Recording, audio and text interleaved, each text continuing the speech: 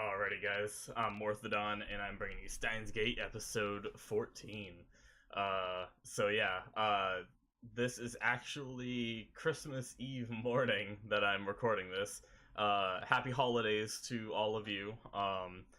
And as you can see, I got a haircut, looking all, trying to look all cleaned up for family and everything. But I hope you guys all enjoy your holidays. I actually I've been so busy, I almost forgot to record this episode, and I almost said, well, people would understand if it's late, right? And then I was like, you know what? No. I'm gonna wake up at 5:30 in the morning on Christmas Eve, and I'm gonna record the episode since it's my fault that I forgot. And then I'm gonna edit the episode, and then I'm gonna render the episode, and then I'm gonna upload it to YouTube pretty much, as soon as all of that's done. But yeah, I still wanted to get you guys, the episode and all that news, and yeah. So, I just want to jump right into talking about what happened last episode, which was pretty freaking crazy. So, bear with me, I've been really busy, and I've been doing a lot of things, there's been a lot on my mind. So I'm going to try to go over what happened last episode, but I might only remember some of the big stuff. I might not remember some of the small details, but let's get talking about it. So we had more follow-up of Kaguri getting her memories back. She seems like she remembers almost everything except for certain things seem a little off. Oh god, I gotta sneeze. Is there another one? I'm sorry about that, guys. I seem to always sneeze when I'm doing these videos. I never sneeze when I don't do videos. Well, not ever, but it happens the most when I record. Don't know why, but regardless, I'm not sure if it was the last episode or this episode that we actually saw it, but or last episode or previous episode is what I mean. But Kagura got her memories back. I know we saw that the previous episode, and then it filtered into the next episode where we saw a little bit more. But I don't. Either way, she doesn't remember how she ran away from Suzuha when they were at the time machine and they were about to go or whatever. She held the gun to her and then just ran off. She thinks that Suzuha ditched her. So that's where and the fact that I'm pretty sure it was Okabe in the end credit scene when he was younger. Obviously they didn't confirm it, so I don't know for sure, but heard the song and he doesn't remember it either, and she doesn't remember singing it to him. So it almost seems like there's some memory manipulation going on, and they talked about it in the episode. So I was trying to think if there was any other alternative, and maybe there is, and I'm just not thinking about it. But yeah, so all that happened, and then they were supposed to have a party for. What was the reasoning for the party? Was it because Kaguri got her memories back? Is that why they were having a party? I don't remember why they were having the party, but they were gonna have a party. Kaguri decided to go out to get some treats herself, alone, and she heard the music from the truck, and just kind of it triggered something in her, and she just went nutso, and took off. Don't know where she went, or if she got captured by the same people that she ran away from in the first place. But she mentioned something about, God's voice or something like that, which is, interesting. I really want to know more about that. And then we had the creepiness of Okabe going to visit the place where, I guess they narrowed down where Kagure could have came from, and they found this facility, and they found a room with all of her, writing all over the walls and everything, which was freaking creepy and intense, and I had so many chills just watching that scene. But yeah, oh, I really want to know more now. I'm really invested. I'm super excited for this episode. And sorry if I missed anything in the pre-show. I've had a lot on my mind and all that, but yeah, so I think we should just get into this episode, get into episode 14. So like usual, you guys are gonna go down into the description right below, and you're gonna click the Vimeo link, and you're going to you're gonna watch the highlights there, and then you're gonna come back here and watch, my thoughts and every about whatever happened in the episode. So go ahead and do that right now. Alrighty, guys. So that is the end of episode 14. So that was another really good episode. Yeah, friggin'. I'm trying to think. I'm trying to think about like the order that everything happened in, because I usually like to try to review the episode from like right from the beginning to the end. So I guess we had a 2-month time skip. They couldn't find Kagari after she ran off, and they ended up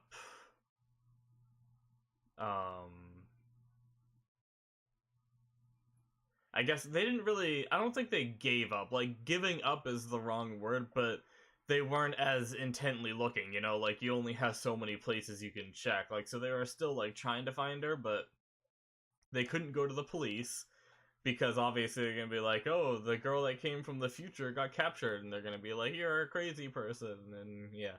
But, But yeah, so they did their best. They haven't been able to find her yet at that point, and so Daru was going behind Okabe's back to fix the phone microwave thingy to, I guess, send a message to the past, or whatnot. I don't know what they were gonna try to do with it, but yeah, so they couldn't get it working. So they tried to ask Maho to help, and she refused at first. Sorry about that. I think she refused because she she saw it as trying to how do I word this? She saw it as trying to do Kurasu's, like, go into Kurasu's work and just take Kurasu's work, I think is how she saw it, like, uh, instead of seeing it as, like, following in her footsteps. And that's what she realized later on in the episode, is that it's not really taking her work, it's just following in her footsteps, like, who knows, maybe she could do something better, like, maybe she can make the time leap machine better. Um, she doesn't have to copy everything Kurisu did. But yeah, so it seems like she just kind of broke out of that wall instantly. She just, like, realized, just dawned on her, and, so that's good. So she's headed back to America to help with that. Sorry. She's headed back to Japan to help with that. She's in America right now. The Americans showed up, which was cool, but still ominous. I feel like I like him so much that this show is just gonna shit on me and make me not like him, because he's gonna be like the big baddie, unfortunately. I mean, obviously, I don't know for sure. I said unfortunately, like, I know for sure, this is it.